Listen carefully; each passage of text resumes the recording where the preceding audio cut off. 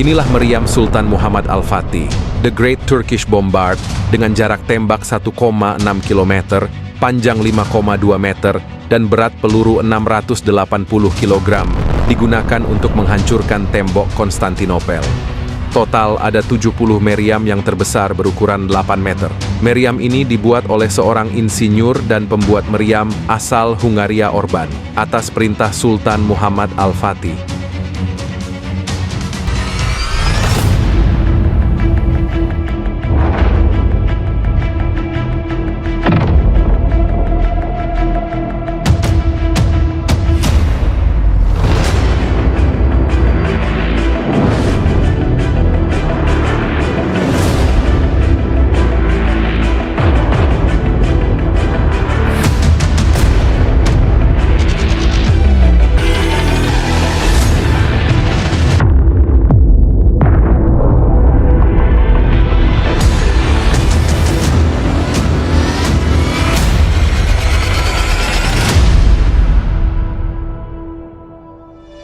Sultan Muhammad II, atau yang lebih dikenal sebagai Muhammad Al-Fatih, sang penakluk, adalah Sultan Utsmaniyah yang sangat terkenal karena keberhasilannya dalam menaklukkan Konstantinopel, ibu kota Kekaisaran Bizantium, pada tanggal 29 Mei 1453. Penaklukan ini mengakhiri kekuasaan Bizantium yang telah berlangsung lebih dari 1000 tahun, dan menandai berakhirnya abad pertengahan.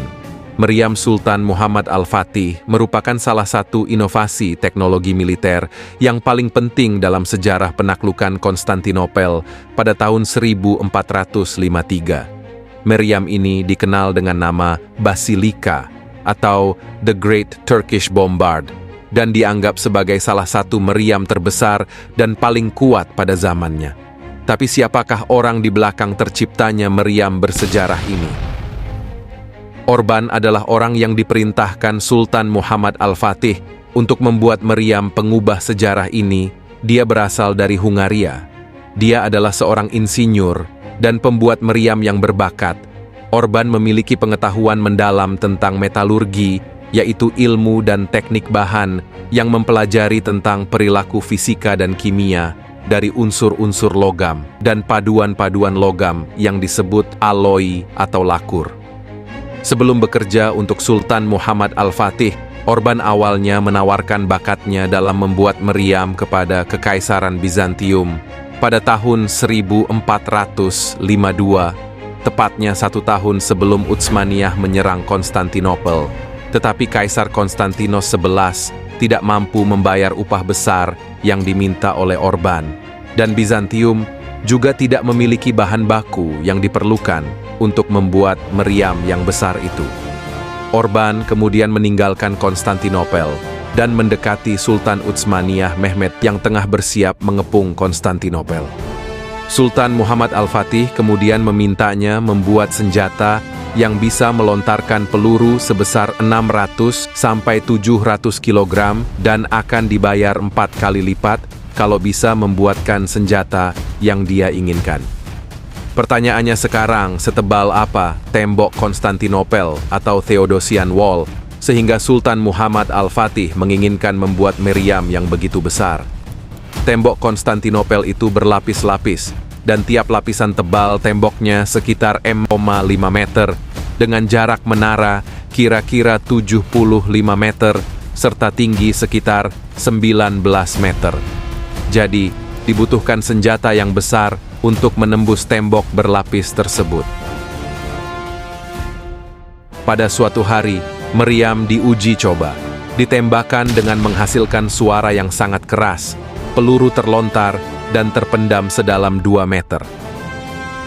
Sultan Muhammad Al-Fatih melihatnya, dia berkata, "Meriam ini sudah bagus, hanya sekarang buatkan 2 kali lebih besar dari ini, karena kita akan menghancurkan tembok Konstantinopel." Orban pun diberi dana dan bahan baku yang melimpah oleh Sultan Muhammad Al-Fatih. Orban berhasil membuat sebuah meriam raksasa dalam waktu 3 bulan di Adrianopel. Model dan gambarnya dirancang oleh insinyur Ottoman dan dikepalai oleh Sultan Muhammad Al-Fatih. Diceritakan pembuatan meriam terbesar itu dibuat dengan cara orang-orang menggali terowongan, kemudian dibentuk menyerupai meriam, lalu kemudian terowongan tersebut dicor dengan besi, tembaga, serta perunggu. Meriam ini dibuat menjadi 2 bagian dan dihubungkan dengan teknik skrup. Total ada 70 meriam, yang terbesar dengan ukuran 8,4 meter, ukuran sedang 5,2 meter, dan ukuran standar 3 meter.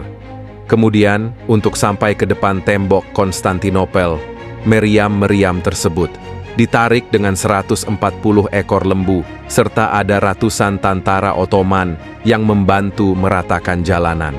Dibutuhkan waktu hingga 2 bulan untuk membawa meriam-meriam tersebut ke depan tembok Konstantinopel dari tempat pembuatannya di Adrianopel.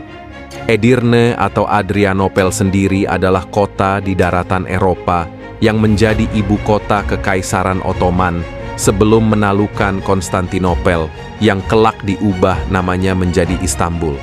Sumber-sumber sejarah mencatat bahwa meriam besar tersebut hanya bisa ditembakkan antara 6 hingga 7 kali per hari. Hal ini dikarenakan gesekan serta tekanan ledakan yang sangat besar menjadikan badan meriam lebih cepat panas meledak jika terlalu dipaksa untuk menembak.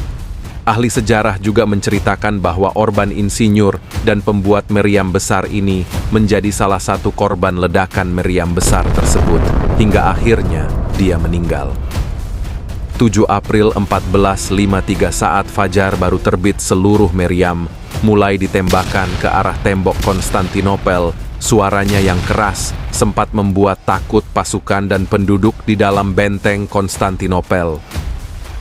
Beberapa hari pengepungan kota Konstantinopel oleh tentara Ottoman, ternyata kesiapan serta strategi perang hancur lebur di bawah kokoh dan kerasnya tembok Konstantinopel. Theodosian Wall atau tembok Konstantinopel masih terlalu kuat untuk dihancurkan. Pertahanan berlapis membuat pasukan Ottoman kesulitan masuk ke dalam benteng. Walaupun sebenarnya mereka sudah berhasil menciptakan lubang di tembok Konstantinopel. Namun tentara Bizantium selalu berhasil menutup lubang yang dibuat oleh meriam besar tersebut. Sulitnya medan hingga kerasnya tembok sempat membuat mental tentara Ottoman jatuh. Banyak tentara Ottoman terluka dan gugur selama pengepungan, sementara mereka melihat tembok Konstantinopel masih berdiri kokoh.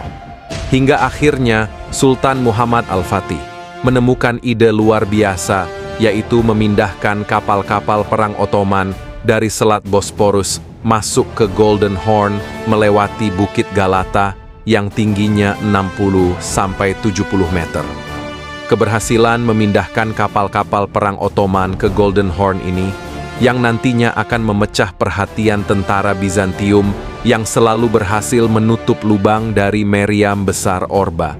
Lebih detailnya tentang pindahnya kapal-kapal Ottoman ini akan kita bahas di video berikutnya.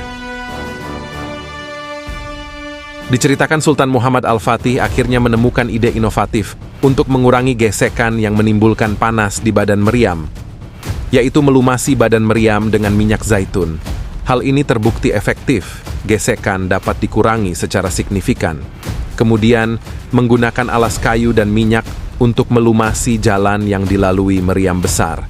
Dengan cara ini, membantu memindahkan meriam besar tersebut ke posisi yang strategis tanpa mengalami banyak kerusakan atau penundaan. Sumber-sumber sejarah mencatat bahwa meriam besar tersebut ditembakkan antara 6 hingga 12 kali per hari. Total tembakan meriam selama pengepungan bisa mencapai sekitar 400 hingga 500 kali. Bahwasanya Rasulullah pernah bersabda, "Sungguh Konstantinopel akan ditaklukkan. Sebaik-baik pemimpin adalah penakluknya, dan sebaik-baik pasukan adalah pasukannya."